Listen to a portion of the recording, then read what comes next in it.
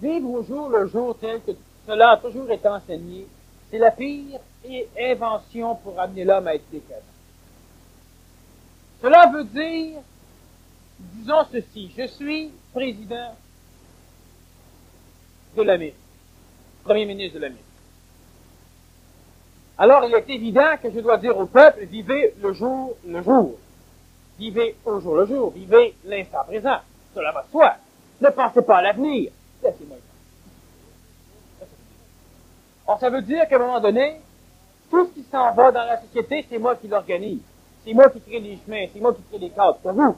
Pensez pas à ça. Pensez pas à demain. Pensez pas à ça. Alors, à un moment donné, moi, je dis, le fonds de pension, je le siphonne. Mais pensez pas à ça. C'est pas grave, pas grave, pas grave. Au jour le jour. Et quand ça sera rendu le jour d'être en pension, qu'il n'aura pas, pensez pas. Oubliez ça, oubliez ça. Bon, c'est comme ça que ça fonctionne. Vivre au jour le jour, cela veut dire vivre le milliardième de seconde au milliardième de seconde, c'est-à-dire cela veut dire vivre l'instant présent. Vivre l'instant présent ne veut pas dire de ne pas envisager l'avenir. Ça veut dire de ne pas vivre dans l'avenir. Vous avez peur de l'avenir, vous vivez dans l'avenir. Vous avez espoir en l'avenir, vous vivez dans l'avenir. Vous envisagez l'avenir constructivement. C'est une construction qui se fait dans l'instantanéité du moment présent. Ce n'est pas matérialisable, donc on n'a pas espoir et on n'a pas peur. Donc on ne vit pas. Présentement, je vis l'instant présent et ça ne m'empêche pas de savoir que l'instant présent pourrait être mieux.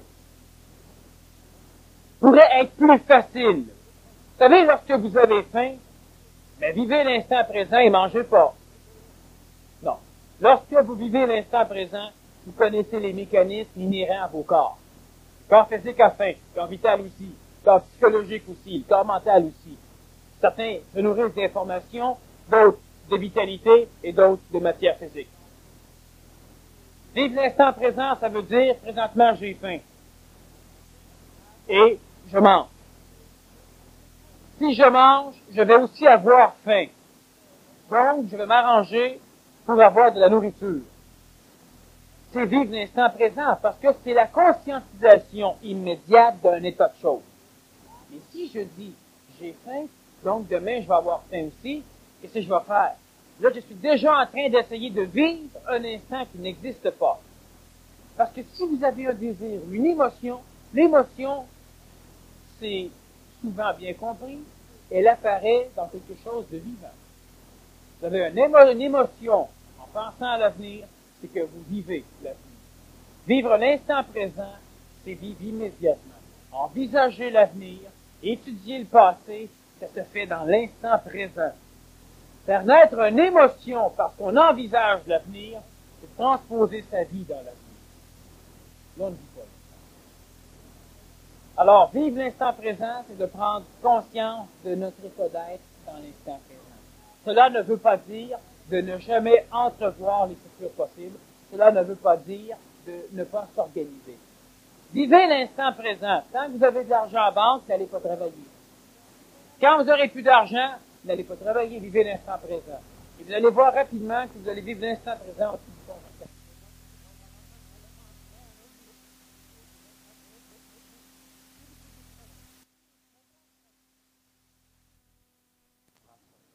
L'astral va se dire, alors j'oublie tous mes problèmes et je me fous de tout, je vis l'instant présent et je verrai bien en temps et lieu.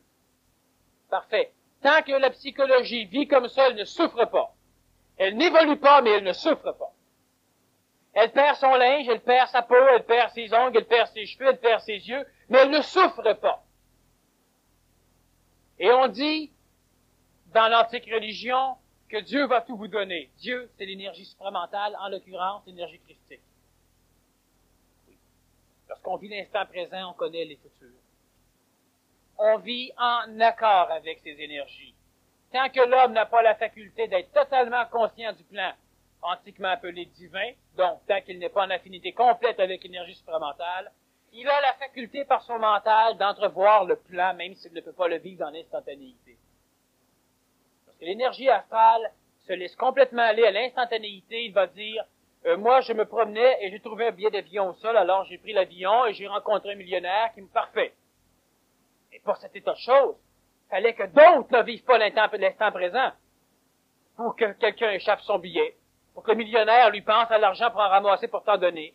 Alors, ce qui fait qu'encore une fois, celui qui vit l'instant présent de cette façon, le mendiant est un parasite.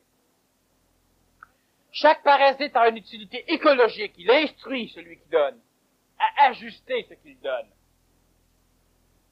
Ça a une utilité intelligente. On en a eu des mendiants dans l'Antiquité. Il fallait absolument. Ça permettait au manque d'écologie de chacun des citoyens de diminuer leur poids karmique en donnant. En donnant sur les épaules du mendiant un peu de karma.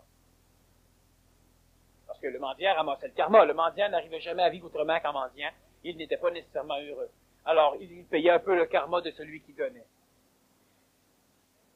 Vivre l'instant présent, ça s'adresse au mental. Ça ne s'adresse pas à la psychologie. Lorsque la psychologie vit l'instant présent, elle oublie tout. Elle va vivre heureux. Jusqu'au jour où il n'y aura plus rien. Et elle ne pourra plus vivre l'instant présent. Parce qu'il y a des mécanismes chez l'homme qui sont directement en relation avec l'énergie psychologique astrale qui l'obligent à se dissocier de l'instant présent. Le mental peut vivre l'instant présent. Et dans l'instant présent mental, le temps n'existe pas. Dans l'instant inexistentiel temporel, l'enlignement de conséquentialité est faisable par le mental. Astralement, ça veut dire prévoir dans le temps. C'est ça l'enlignement de conséquentialité. Mais ça se fait dans l'instantanéité, parce que le temps n'existe pas. Il n'y a pas d'émotion qui naissent là, il n'y a pas de peur, il n'y a rien.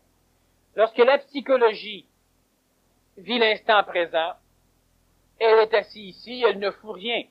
Elle goûte chaque millième de seconde. Et lorsque le corps a faim, problème pour la psychologie. Parce que les sentiments, la perception corporelle et sensorielle est reliée à l'ego. Lorsqu'il a faim, il se dit, je vais manger.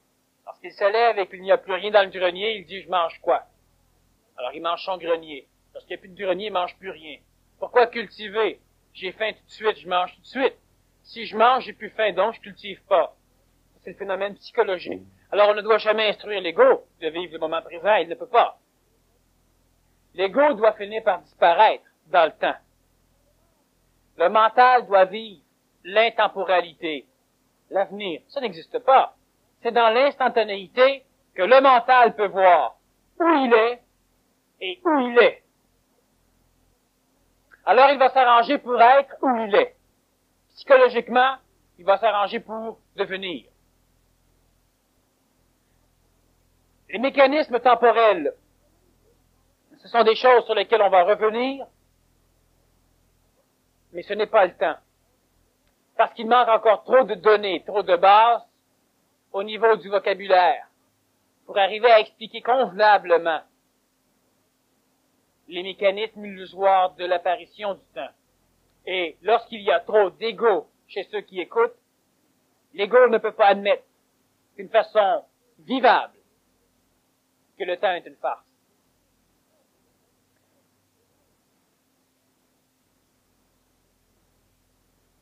Petite question ici qui revient à vivre au jour le jour. La personne demande dans le sens si le fait de dire qu'on vit le jour, c'est de parler de qu'est-ce qui s'est passé en arrière, autrement dit, de son passé. Si on vit au jour le jour d'une façon psychologique, cela veut dire omnibuler complètement la conscience et la connaissance de l'état de vie. Si on dit vivre au jour le jour au niveau mental, cela veut dire être bien, instantanément. Alors automatiquement, on peut enligner des mécanismes dans le temps inexistentiel, donc on s'attend n'importe quand à ce que les mécanismes d'alignement changent, mais on s'en fout. Une chose qui est certaine pour le mental, c'est que vous êtes et que vous serez. C'est-à-dire que vous êtes et que vous êtes, mais pas dans le même continuum spatio-temporel, ce qui n'est pas perceptible par l'ego. Lui, il va dire « je suis » et « je serai » dans le même continuum spatio-temporel. Alors, il enligne déjà au niveau de sa psychologie ce qui l'embête. Vivre le moment présent se fait au niveau mental, ça ne peut se faire au niveau psychologique. La psychologie peut perdre la faculté de s'exprimer dans la conscience. donnant l'illusion au mental que la psychologie vit l'instant présent. Non. Elle vit aussi le passé, mais ce n'est pas conscientisé, donc elle ne le sait pas, ce qui donne l'impression de l'instant présent. Vivre l'instant présent, c'est lorsque le mental est capable d'éliminer le temps. Alors on vit. L'égrégore mental formé pourrait-elle devenir un handicap un jour, c'est-à-dire qu'on soit plus capable de s'en passer? Et devrait-on être capable de le laisser passer, disons, de plus l'utiliser à un moment donné?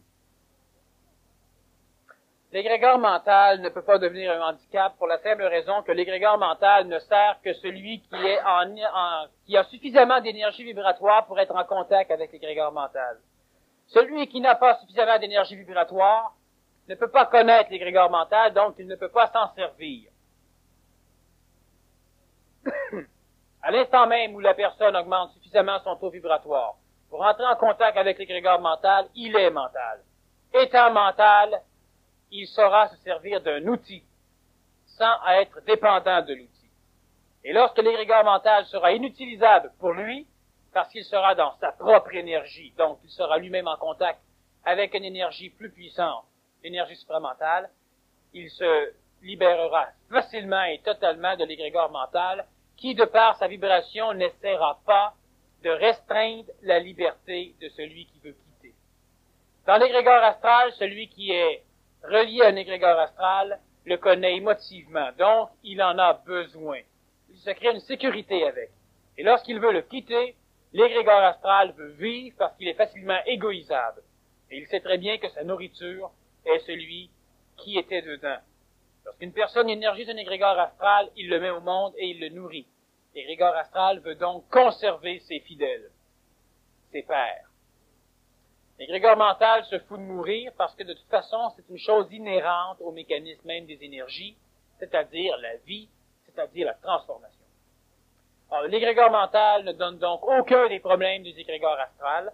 La seule chose qu'il y a, c'est que l'ego ne peut pas s'en servir et que lorsque l'homme veut s'en servir, il doit, par certaines clés, augmenter son taux vibratoire suffisamment haut pour pouvoir être en contact avec l'égrégore mental.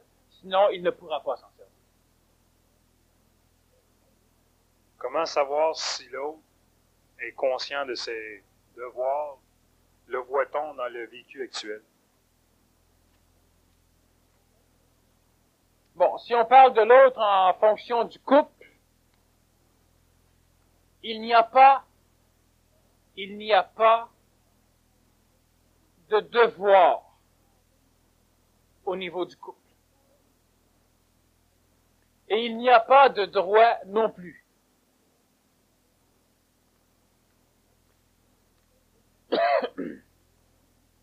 Le couple, ce sont deux entités qui ne se doivent rien, qui n'ont pas besoin l'un de l'autre, mais qui conçoivent l'intelligence de cheminer ensemble, parce que tout ce que l'un fait peut servir à l'autre, et tout ce que l'autre fait peut servir à l'un. Mais l'un ne doit pas se transformer de façon à être plus utile à l'autre. Ce que je fais, je le fais. La personne qui veut vivre avec moi, c'est parce que cela va lui être utile. Elle ne peut pas me transformer pour têter plus. Ce que je fais, je le faisais avant, je dois le faire aussi bien pendant. Je n'ai aucun devoir envers l'autre. Lorsque des devoirs naissent l'un envers l'autre, des conflits vont naître et le devoir devient un ajustement. Je marche par là, tu marches par là, c'est bien. Marchons ensemble. Mais parce que je marche trop vite et que toi tu décides que tu as besoin de moi, tu veux me forcer à ralentir, que moi je ralentis pour t'aider à monter, je savais où j'allais parce que j'allais vite. Ralentissant pour t'aider, je ne sais plus où je vais. Le couple ne peut pas tenir. Alors on invente pour cristalliser, pour cimenter. C'est de l'absurdité. Comment savoir si l'autre est conscient de ses devoirs? Voudrait dire Comment savoir si l'autre sait tout ce qu'il doit, tout ce qu'il me doit? Si on parle du couple, c'est ce que ça veut dire. Comment puis-je être certain que l'autre sait tout ce qu'il me doit? Puis moi, je n'ai une liste de ce qu'il me doit, je peux vous en montrer les choses qu'il me doit. Alors, comment être sûr qu'il sait? Le couple peut pas fonctionner comme ça. Moi, je rentre à la maison, j'ai faim. La personne qui est là m'a fait la cuisine, parfait, je mange. Je rentre à la maison, j'ai faim. Elle ne m'a pas fait à cuisiner, je ne chiale pas. Je fais à cuisiner ou je ne mange pas. Et si les deux personnes d'un couple s'éduquent de cette façon, il n'y aura jamais de conflit. Parce que jamais l'un aura l'impression que l'autre lui doit. Plus vous donnez gratuitement dans un couple, plus vous avez l'impression que l'autre vous doit. Lorsque cette impression naît, conflit naît. Alors on veut faire des concessions. Je vais prendre une partie de moi que j'aime bien, puis je vais la mettre aux poubelles.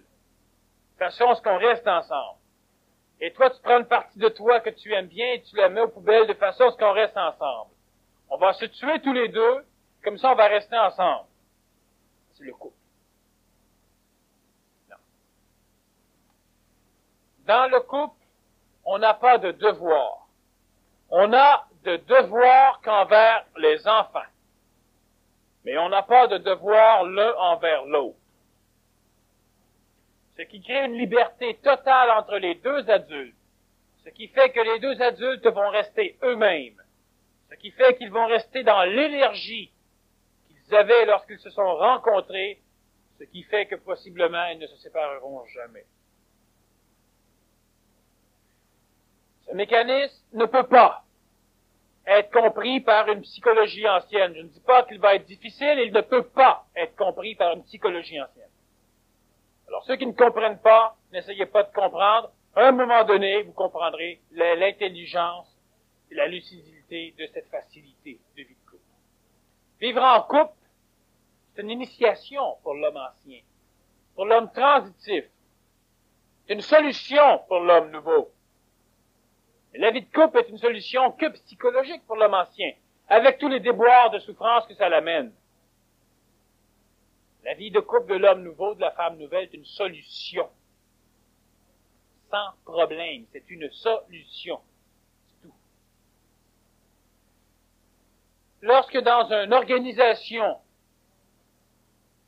on se demande, est-ce que l'autre sait le devoir qu'il a? Si l'autre ne le sait pas, dis-lui. Écrivez-le sur papier. Être organisé, ça veut dire quoi? Ça veut dire qu'on définit les tâches. Ça veut dire que le patron n'engage pas un employé en lui disant, toi, tu t'occupes de faire tel travail. L'employé dit, OK, parce qu'il est nerveux et gêné. Et là, le patron le laisse faire. Et quand le patron se rend compte que l'employé fait rien, il tape dessus. Non, c'est pas ça. Être organisé, ça veut dire être organisé. L'employé rentre, il a la liste de tout ce qu'il doit faire. On lui montre, on vérifie. On lui demande, tu vois la liste, tu as bien compris que c'est pour cela que tu es payé. L'employé répond oui. Alors, le patron demande, es-tu d'accord pour faire ceci et être payé pour ce que tu vas faire? L'employé répond oui. Le patron dit OK. Tout le monde sait. Si l'employé ne fait pas, c'est que l'employé n'a pas l'énergie de faire. On donne de l'énergie à l'employé, ou on transfère l'employé d'endroit, on lui donne un autre travail que peut-être il pourra faire, ou bien on élimine l'employé. Alors, il y a différentes façons de savoir si l'autre sait. Et lorsqu'on parle d'une façon nébuleuse, lorsqu'on ne met rien sur papier, lorsqu'on organise, il faut comprendre l'organisation humaine comme la programmation d'un ordinateur. Lorsque vous prenez un ordinateur, vous placez une disquette dedans, vous commencez un programme, vous voulez que l'ordinateur vous dise quand faire les vérifications sur votre automobile. Alors vous devez dire à l'ordinateur quel genre d'automobile. Vous devez dire à l'ordinateur tout ce qui aurait à être vérifié et les dates, c'est-à-dire le nombre de temps d'utilisation, soit en kilomètres, soit en heures d'utilisation, ou soit en temps simplement. On doit tout dire à l'ordinateur. Et on doit lui donner la procédure à suivre pour pouvoir nous dire quand. Parce que si j'ai dit à l'ordinateur, j'ai un filtre à l'huile, j'ai ceci, j'ai cela, j'ai cela, j'ai cela, j'ai cela, alors tu me dis quand j'ai besoin. L'ordinateur répondra jamais. Faut lui dire, le filtre à l'huile, normalement, tous les 3 mois, faut le changer, ou à toutes les 300 heures d'utilisation du moteur, ou à toutes les 300 kilomètres de rouler. Il faut lui dire aussi comment changer l'huile, il faut lui dire tout. Il faut tout lui dire. Et il faut lui dire dans l'ordre. Et il faut lui organiser un système de gestion à l'ordinateur. Et là, il ne se trompera jamais. Sauf s'il manque l'énergie, si on le déconnecte. L'ordinateur va fonctionner si on lui donne les données. Vous avez un ordinateur de route dans votre automobile. Vous lui donnez l'heure. Vous lui dites, je suis à Montréal, je m'en vais à Rimouski, alors vous lui donnez, par exemple, 400 000.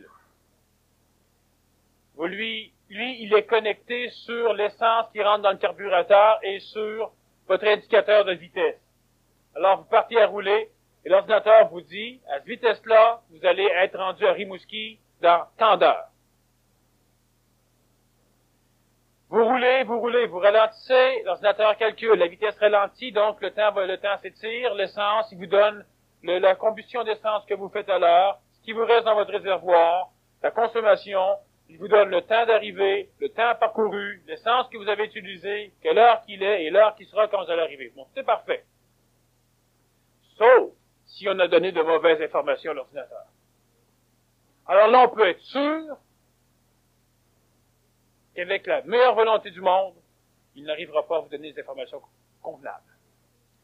Lorsqu'on travaille en organisation, lorsque 2 personnes ou plus s'unissent, et même une personne, elle doit s'organiser comme si elle organisait un ordinateur. Faire confiance à l'humain, oui. Autant qu'on peut faire confiance à un ordinateur. Il faut donner à l'être humain ce qu'il a besoin pour travailler. De quelle façon savoir si l'autre sait quel devoir il a à faire? C'est de lui donner clairement toutes les informations qu'il a besoin. Et si les deux contextes sont d'accord, l'autre sait. Si l'autre manque d'énergie pour le faire, c'est qu'il lui manque d'outils. Organiser, cela veut dire pallier à tous ces mécanismes. Et c'est pourquoi on a plus d'employés qu'on a de gestionnaires. Et c'est pourquoi seules les entreprises bien gérées fonctionnent. Les humains sont tous identiques. Certains ont la capacité d'organiser, d'autres ont la faculté de se laisser organiser. Et je ne parle pas péjorativement. C'est important. Un employé qui accepte de tout faire convenablement se laisse organiser. Et ça fonctionne. Et le résultat qu'il recherche, il l'a. Il veut pas être chef. Il veut le résultat. Alors lui peut organiser, toi tu peux faire. Merveilleux. Dessine les plans, moi faire les meubles. T'es un dessinateur, je suis menuisier. Sois donc déterminé de quel genre de meubles je vais faire. Et ça me va. Il se fait organiser, l'autre organise, impeccable. Lorsque l'inverse veut être fait, on n'arrive pas non plus à fonctionner. Quel que soit ce que vous faites, pensez à organiser l'extérieur comme l'on organise un ordinateur et vous ne pourrez jamais vous tromper. Jamais. Je ne déshumanise pas la relation. Rentrez votre auto dans un garage et dites au mécanicien, ça cogne dans le moteur. Le mécanicien passe 8 heures et vous charge 25 $ de l'heure. Je chialez pas après, vous n'y avez pas donné les outils. Il a cherché les bruits. Vous rentrez puis vous lui dites ça. Et réduit ça à 2 heures. Vous vous informez un peu de la mécanique et là, vous avez une idée plus précise. Vous lui dites, ça fait tel genre de bruit, je pense que ça viendrait de là, j'aimerais que vous vérifiez ceci. Et vous m'en reparlez. Voilà. Ça reste un être humain. Vous ne faites pas poireauter en temps inutile à travailler sur votre automobile. Vous payez pas en énergie le temps que vous lui avez fait perdre, et tout fonctionne bien. Donnez les outils, ça fonctionne. Un ordinateur, c'est inintelligent et très intelligent. C'est opérationnel et inopérationnel. Donnons-lui les outils, ça fonctionne d'une façon extraordinairement merveilleuse. C'est la même chose pour l'être humain. Vous avez des enfants, vous avez un cadre familial, organisez-le. Donnez-vous les outils. La femme, dans l'ancienne famille, demande à son mari, qu'est-ce que tu veux manger pour souper? Oh, je sais pas, moi, n'importe quoi. Ça ferait facile. L'homme va dire, ben oui, mais qu'elle me fasse, n'importe quoi. Je vais le manger. Mais c'est pas suffisamment en énergie pour la femme, n'importe quoi. Elle a fait ça hier, ça avant-hier, là, elle sait plus. Alors, est-ce qu'on peut chialer? C'est ce qu'on va faire. Alors, la femme, elle vient voir l'homme va dire, ce soir, j'aimerais manger du pâté chinois. La femme va dire, ah, ça, je peux pas parce qu'il manque ça. Parfait. J'aimerais manger aussi peut-être du spaghetti. Ah, ça, je peux. Alors, toi, est-ce que tu aimerais ça? La femme peut dire, ah ben oui. Alors, parfait, elle en fait. C'est réglé. Temps de le dire. Puis la femme ne passera pas une demi-heure ou 3/4 d'heure ou 1 heure en énergie à se demander qu'est-ce que l'autre veut. La femme dit non, pas de spaghetti, ça me tenterait pas. Bon, alors, du riz. Ou bien alors, elle fait la cuisine, tu la fais pas, réfléchis donc. Il y a un échange d'énergie qui sauve du temps et qui organise. Ou bien on fait un menu. Ça, c'est les jours de la semaine. Oh, mais je veux pas être organisé, moi j'ai plus de créativité. Parfait, crée. Tu jeûnes de temps en temps, tu chiales, tu te chicanes, crée. Tu fais un menu, ça t'empêche pas de créer. Tu regardes, tiens, spaghetti. Mais ça me tente de faire d'autres choses. Ben, d'autres choses, c'est pas le menu qui te force à le faire. Sauf que quand t'as pas l'énergie de penser, le menu, il est là. Tu peux le faire. C'est simple, l'organisation, ça ne déshumanise rien. Ça permet d'accumuler une puissance formidable pour être efficace. Ça sauve du temps, ça sauve de l'argent, ça sauve de l'énergie, ça vous permet d'avancer. Pensez que l'autre est un ordinateur et donnez-lui les outils. Il va fonctionner. Mais pensez que vous êtes un ordinateur et donnez-vous les outils et vous allez fonctionner. Combien à chaque début d'année s'achète un agenda et le perdent au courant de l'année? Et c'est énorme. On en vend plein parce que c'est le feeling mental de l'organisation. Mais on l'achète sur un coup de foudre. Mais l'astral ne peut pas organiser un agenda. Alors on ne s'en sert pas. Un budget, quelle que soit la chose, on ne s'en sert pas. Est-ce que vous avez un budget de repos?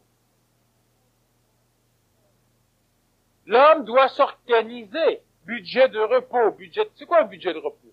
Un budget de repos, ça veut dire que vous devez, par tant d'heures de travail, vous donner tant d'heures de repos. Pas de sommeil, de repos, de vacances.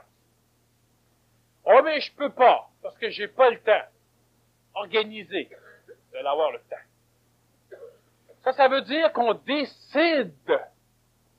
Ça veut dire qu'on regarde tout ce qu'on fait comme travail, puis on décide qu'en dedans de tant d'heures, je prends tant d'heures. En 16 jours, je prends une journée. Ou bien en 14 jours, je prends une journée de vacances. Pas de repos, pas de vacances. Pas devant la télévision, de quelque chose. Alors, vous prenez un papier.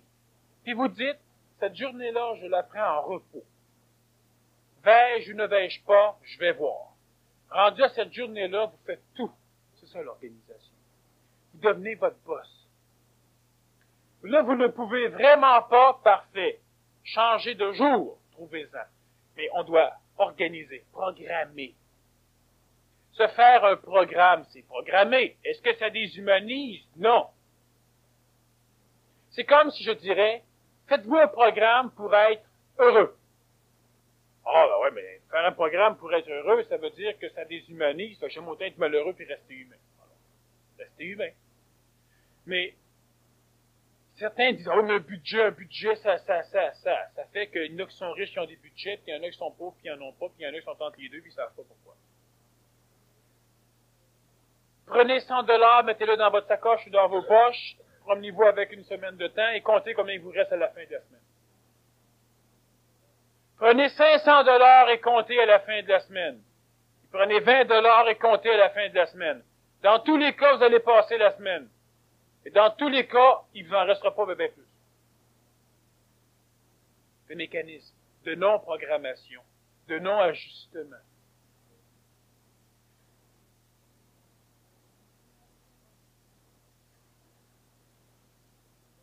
Et pour se perfectionner, doit-on absolument s'accoupler ou se grouper avec d'autres?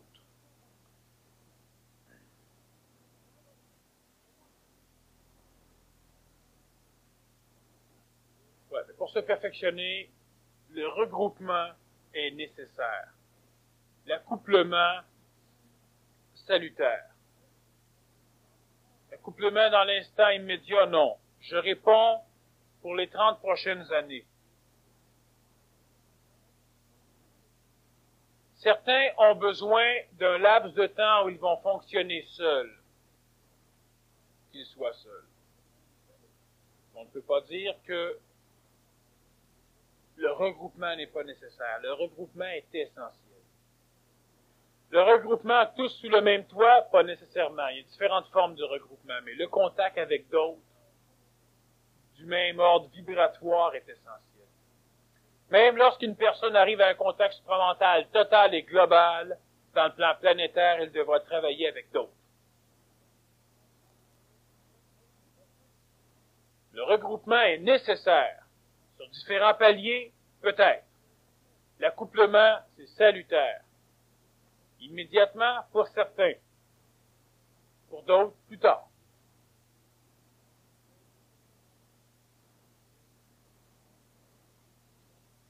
Au sujet des micro-sociétés, le temps serait-il venu pour le projet OFSA, la micro-société organisée par des gens en voie de conscientisation? Je vois cela comme un message de réveil à l'organisation vers un but, le projet.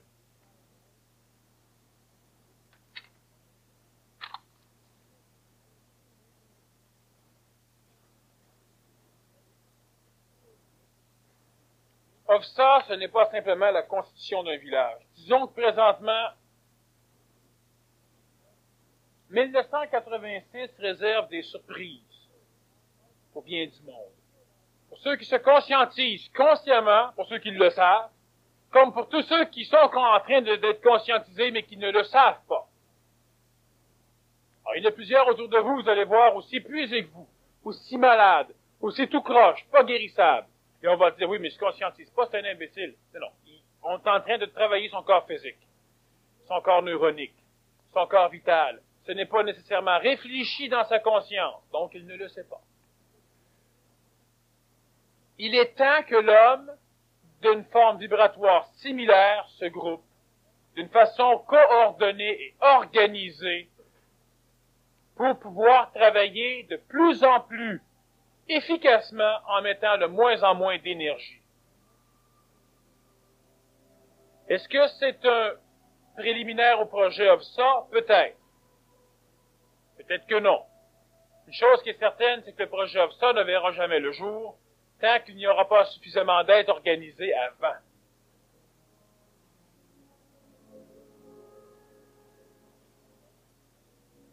Au niveau du projet OFSA, de toute façon, pour ceux qui seraient intéressés, dans quelques temps, il y aura ici une brochure de quelques 150 à 200 pages, une brochure ou un livre, qui sera à la disposition de ceux qui voudront juste s'informer. Mais en attendant, ce n'est pas en vue d'un projet nécessairement qu'il faut fonctionner, c'est en but d'arriver à faciliter son évolution. On commence par la matière, c'est souvent elle qui nous nuit le plus. On va revenir à On passe à l'arrêt. La même chose pour ceux qui ont des questions, vous les écrivez.